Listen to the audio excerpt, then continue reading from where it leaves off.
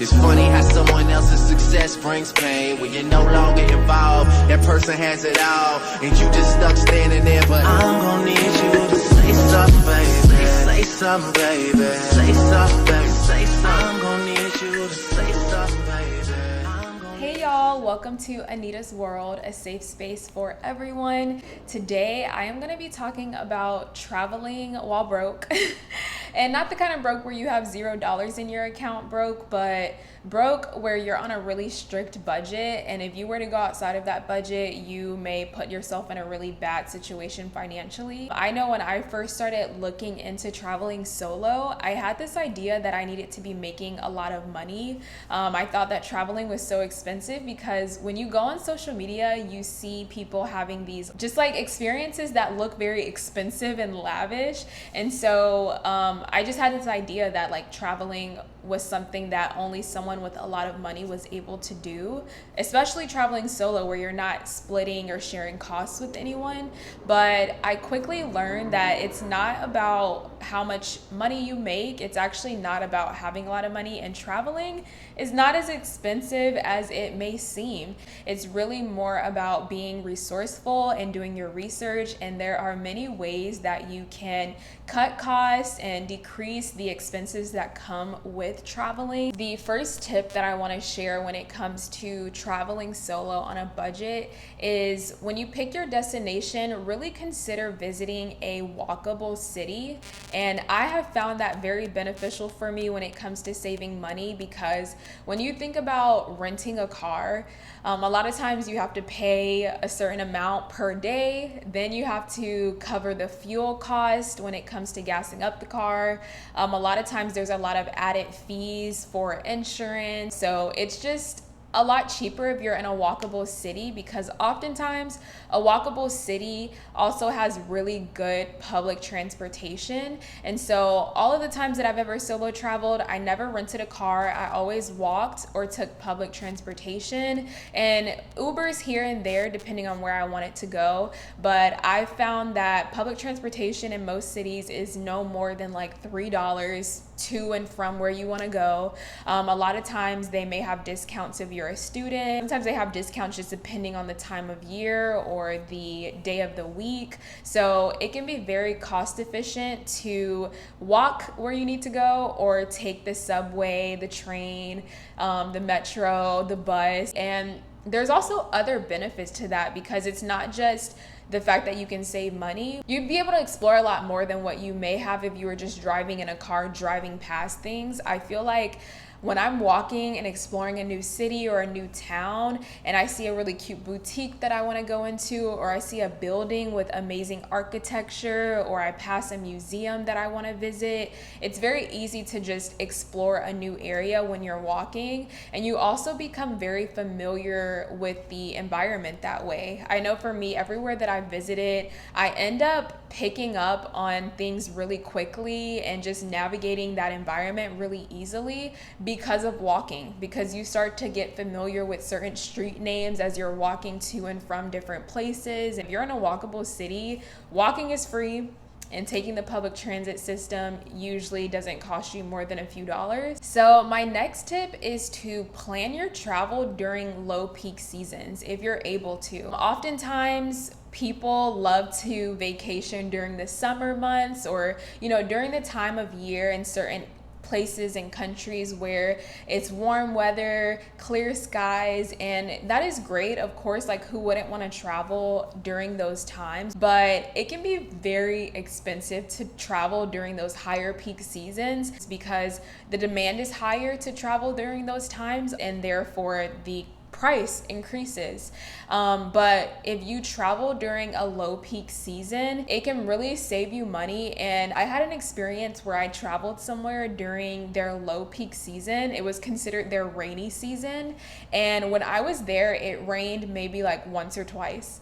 And each time that it rained, it wasn't like a all day, every day, the weather was terrible. It would be like a short period of time, and then the skies would clear up shortly after. So it never really got in the way of what I wanted to do, the activities that I wanted to experience. Just do your research and see, and consider visiting places during their low peak season. A lot of my travels are usually like more so in the fall, because that's the time period that like kids are going back to school, and people aren't really traveling as much during the fall, outside of like the holidays, of course. But I feel like September, October, like I always find that to be the best time for me to travel when it comes to prices. So I would definitely recommend visiting places during those lower peak seasons, because it is a lot cheaper oftentimes, and also there's probably going to be more locals than tourists out, so you may get a more authentic experience as well. So my next tip is to take advantage of different platforms and reward programs where you're able to get the best deals when you're traveling. I know a site that I've used, or an app that I've used in the past, I think it's called Hopper. That was an app where I was able to find like the best travel deals with flights and hotels. It'll actually tell you even like the best time of the month to travel to get the best price.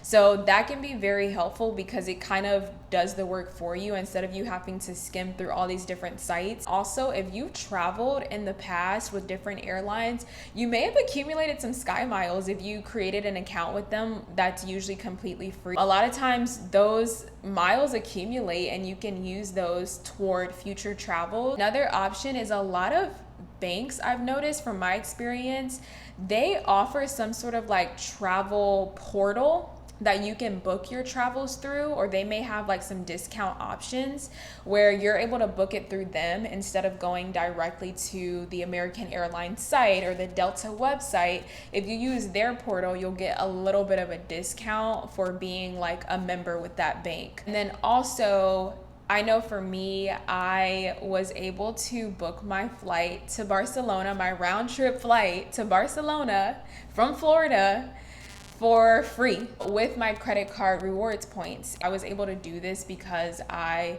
use my credit card, I pay it off, I get points, those points accumulate and it can be used toward travel.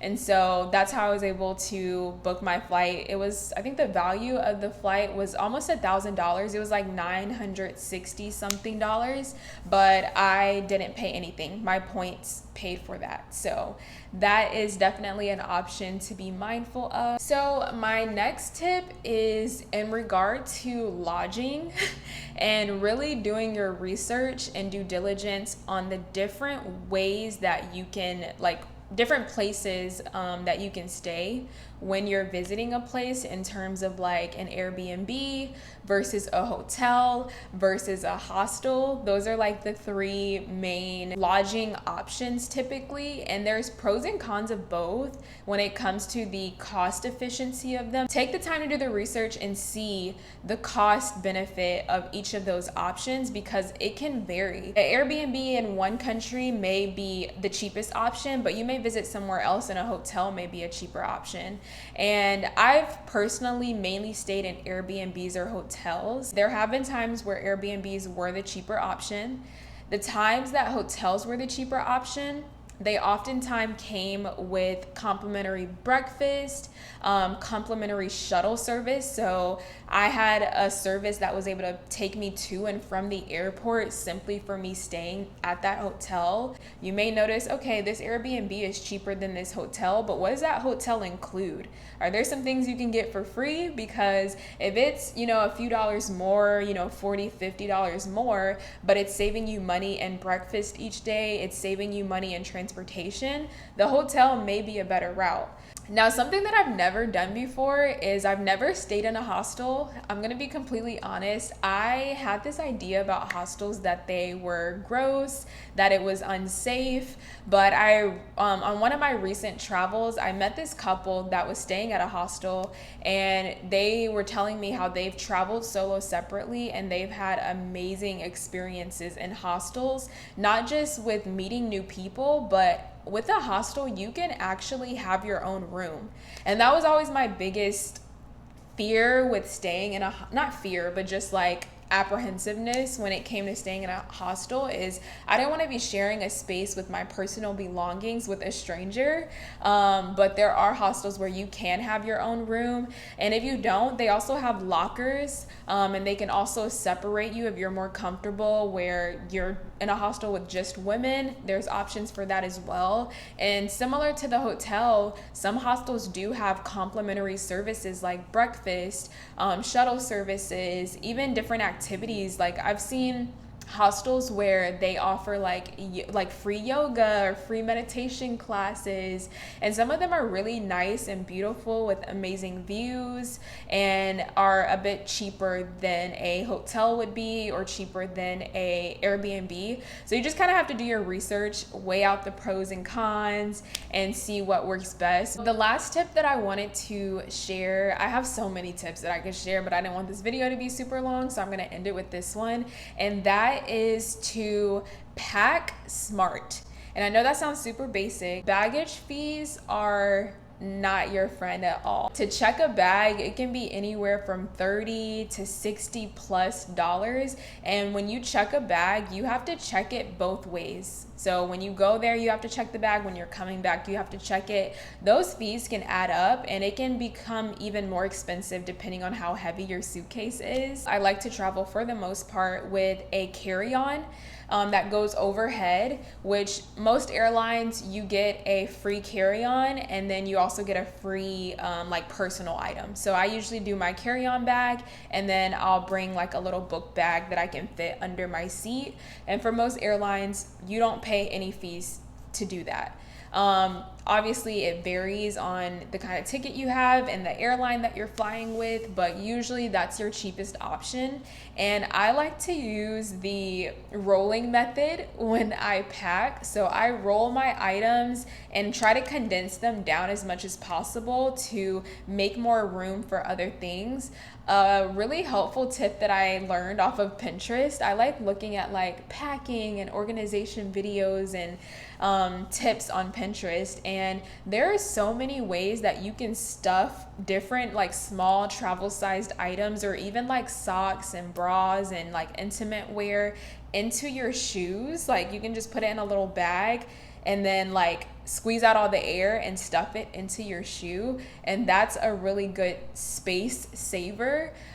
So I would just look into different ways that you can pack smart. There's a ton of videos on YouTube. I will say I've made that mistake where I did check a bag and I was flying through, like I was flying with multiple airlines to get to my destination, and each airline had a different fee. It was like 2 or 3 different airlines I had to fly with just to get to my final destination, and I had to check my bag each time, and it was a pain, and it was expensive, and it added up. So don't be like me. I took that L, but now I just try to travel with my carry-on and my book bag, and usually that is enough for me. I will say the benefit of Airbnbs, a lot of the Airbnbs I've stayed in has a washer and dryer.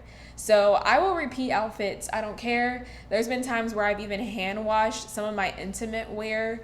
So there are ways that you can kind of pack more efficiently so that you can avoid those baggage fees, because it adds up. So I hope that these travel tips were helpful. I know for me, through my journey of traveling solo, these are the things that I've done to help me cut costs and just have a more cost-efficient travel experience without taking away from the amazing experience of traveling. This shit was all